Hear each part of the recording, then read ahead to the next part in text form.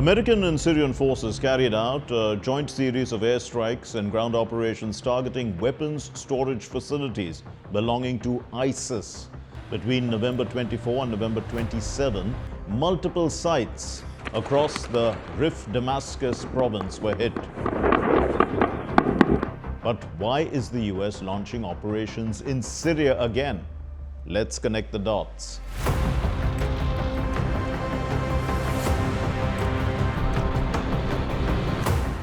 According to the US Central Command, or CENTCOM, the combined operation destroyed more than 130 mortars and rockets, multiple assault rifles, machine guns, anti-tank mines, and materials used to build improvised explosive devices.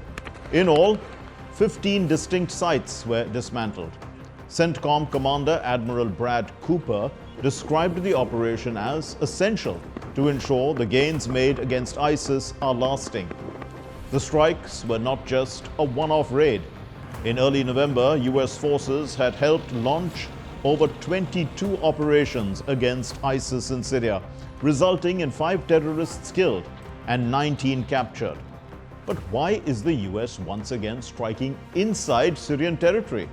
The answer lies in shifting alliances and changing priorities. Until recently, the US regarded Syria as a pariah state. But with the rise of Ahmed al-Sharaa, that stance appears to be changing. Al-Sharaa was once a jihadist commander. In fact, the US placed a $10 million bounty on him. But al-Sharaa has reinvented himself. After leading rebel forces that overthrew Bashar al-Assad in December of 2024, he became Syria's interim leader. The US removed him from its global terrorist blacklist ahead of his November 2025 visit to Washington. Now, during that visit, the US President Donald Trump went all his length to praise him. The leader of Syria you had earlier, did you come to any agreements today? Well, I've had an agreement with him. He's a very strong leader. He comes from a very tough place, and he's a tough guy. I liked him. I get along with him, the new president of Syria. And we'll do everything we can to make Syria successful, because that's part of the Middle East. We have peace now in the Middle East, first time that anyone can remember that ever happening. The meeting also resulted in a partial lifting of sanctions, including a 6-month suspension under the so-called Caesar Act. In parallel, Syria signed a political cooperation declaration with the US-led global coalition to defeat ISIS, formally committing to support counter-ISIS measures. If you see from Washington's perspective, partnering with Syria under al-Sharaa serves multiple goals. First, restoring stability in Syria. Second, reducing the influence of hostile actors. And third, and most importantly, preventing ISIS's resurgence. Ahmed al-Sharaa is today the leader of Syria. But his journey to this position was anything but conventional. In the past, he fought as a jihadist, once heading a group aligned to al-Nusra Front, which itself once had ties to al-Qaeda. He operated under the name Abu Muhammad al-Golani. Captured by US forces in Iraq in the 2000s, he later reappeared in Syria during the civil war. Over time, as rebel groups fractured and alliances shifted, he managed to rise in influence. His group broke with al-Qaeda in 2016, rebranded as Hayat Tahrir al-Sham, or HTS. It became one of the most powerful rebel factions in northwest Syria. Al-Sharaa's rebel coalition toppled al-Assad's regime in December 2024 with the conquest of Damascus and other key areas. With Assad gone, international isolation lifted, and Syria needing governance, al-Sharaa emerged as the interim leader in early 2025. Now 43 years old, he is working to rebrand Syria. He is pushing for reconstruction, foreign investments, and reintegration with the global community. Now, to understand why the airstrikes happened, we need to look back at the story of ISIS. The roots of the group trace to the early 2000s.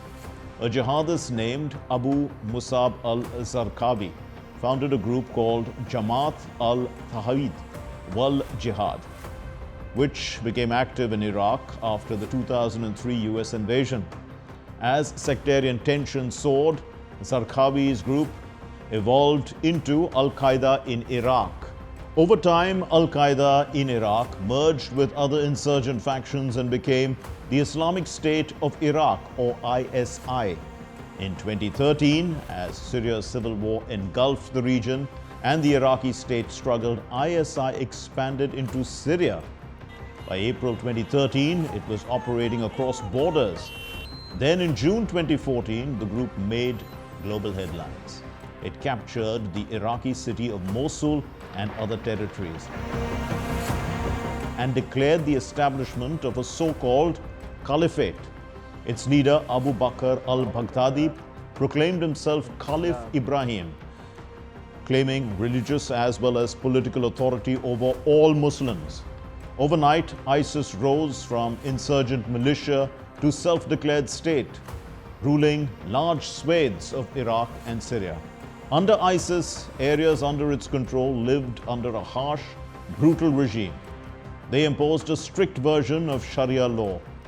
They committed massacres, enslaved and persecuted minorities, notably the Yazidis, and caused massive displacement. A coalition of international and local forces, including the US, many regional governments, and Kurdish and Iraqi forces eventually pushed ISIS back. By late 2017, the declared caliphate had collapsed. ISIS had lost nearly all its territory. The elimination of territorial control did not destroy ISIS entirely. The group fractured, went underground, and turned into a dispersed insurgency and guerrilla network. While it no longer controls cities or borders, it remains active. It launches ambushes, bombings, and kidnappings. It operates sleeper cells in both Syria and Iraq, as well as through affiliates across parts of Africa and Asia.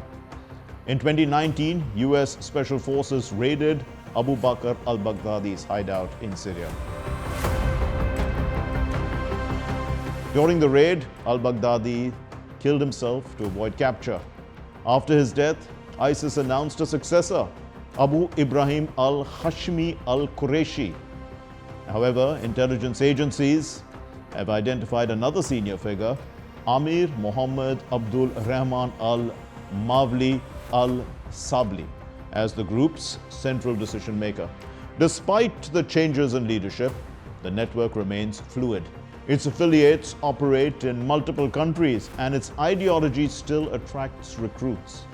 In recent months, especially after the political upheaval in Syria following Assad's fall, ISIS has reportedly been trying to regroup.